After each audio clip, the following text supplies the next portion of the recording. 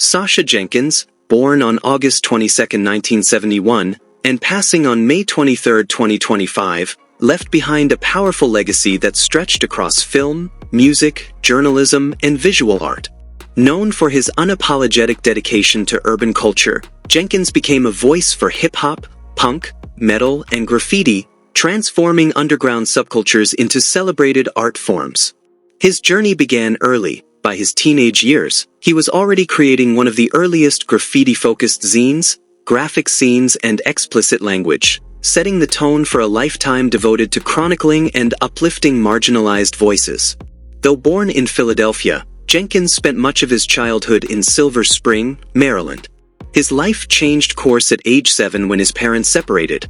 His father, Horace Byrd Jenkins III, moved to Harlem, while Jenkins, his mother Monart, and his sister Dominique relocated to Queens, New York. His father was a communications professor at Howard University and an influential television producer, involved in programs like The Advocates, Sesame Street, and 30 Minutes, and was the director of the 1982 film Cane River before his untimely death that same year. Jenkins' mother, a Haitian-born visual artist, actively exhibited her work in Washington, D.C. and New York, nurturing a home where creativity was not only encouraged but expected. Educated in New York, Jenkins graduated from William Cullen Bryant High School in 1990 and later attended Brooklyn College and the City College of New York. His passion for journalism was eventually recognized through a fellowship at Columbia University's Graduate School of Journalism in 2000, awarded by the National Arts Journalism Program, an early indication of his influence in media and culture. His professional career kicked off in 1988 with the publication of graphic Scenes and X-Plicit Language.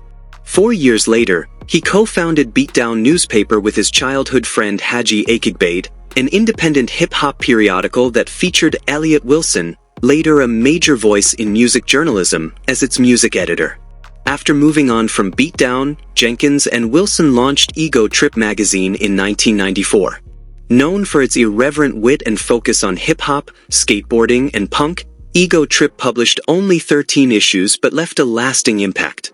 It expanded into books like Ego Trip's Book of Rap Lists and Ego Trip's Big Book of Racism, and into television with VH1 programs such as Racerama, The White Rapper Show, and Miss Rap Supreme.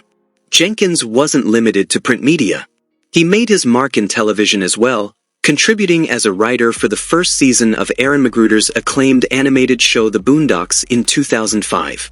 He also produced the 2011 documentary 50 Cent, The Origin of Me, which traced the rapper's ancestral history. During his stint as music editor at Vibe from 1997 to 2000, Jenkins wrote about a range of artists, from Nas and the Mars Volta to Kid Rock and Queens of the Stone Age, and also contributed to Spin and Rolling Stone. In addition to journalism, Jenkins made his voice heard through books. He co-authored The Way I Am, Eminem's candid autobiography, and created the Peacebook series with graffiti artist David Chino Villarent, a visual archive of graffiti sketches dating back to the early 1970s. He also penned the foreword to The Birth of Graffiti by John Nahr, reinforcing his role as a historian of street culture. At Mass Appeal, the urban culture magazine and digital platform founded in 1996, Jenkins took on the role of creative director.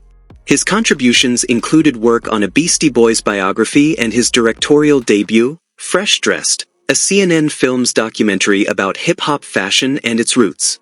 Jenkins's artistic pursuits extended into music. He played in 2 bands, The Wilding Incident and the White Mandingos, the latter a fusion group featuring rapper Merce and punk legend Daryl Jennifer from Bad Brains. Their 2013 release, The Ghetto Is Tryna Kill Me, was both a musical project and a social commentary. Jenkins also brought his creative energy to theater, producing D's Nuts, a musical massacre in 2009, a satirical musical inspired by the rap group The Beatnuts, and directing Negroes on Ice in 2011, a touring multimedia performance with Grammy-winning producer Prince Paul. In 2022, Jenkins released Everything's Gonna Be All White, a bold documentary series that tackled America's racial tensions and identity politics with his trademark blend of insight and provocation. Much of his work carried this dual quality, humorous yet piercing, grounded in truth yet experimental in format. Family life remained an important part of Jenkins' identity. He was married to author and filmmaker Raquel Cepeda and was a devoted father to 2 children, his stepdaughter Jolly Brown Cepeda and his son Marceau. His home life provided emotional stability and inspiration, allowing him to balance his prolific professional life with meaningful personal connections. Jenkins also made his mark in visual arts. He curated exhibitions that brought street art into the gallery space, like the 2005 Writers' Convention show at iGemi Fine Arts Gallery, where he collaborated with graffiti artists such as Claw Money, Chino Byi, and Jose Parla. 2 years later, he returned to iGemi for Write on Brothers and contributed to the 2013 Rite of Passage exhibition at Red Bull Studios.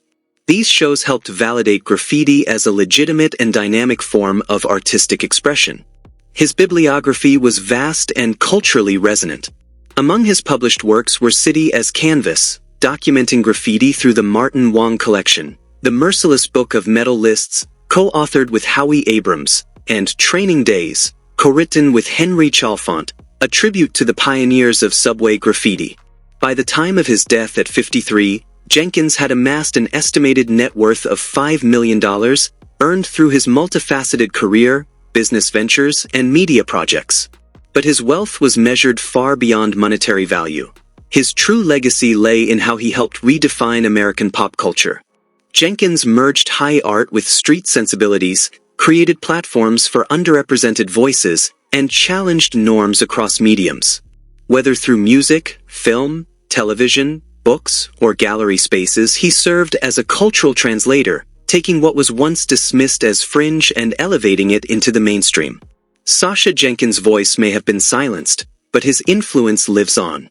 Through the art he made, the stories he told, and the boundaries he pushed, he remains an enduring force in the creative landscape, one who gave authenticity, wit, and meaning to the many cultures he so passionately documented. And with that, thanks for watching, share with friends, and please subscribe for more videos.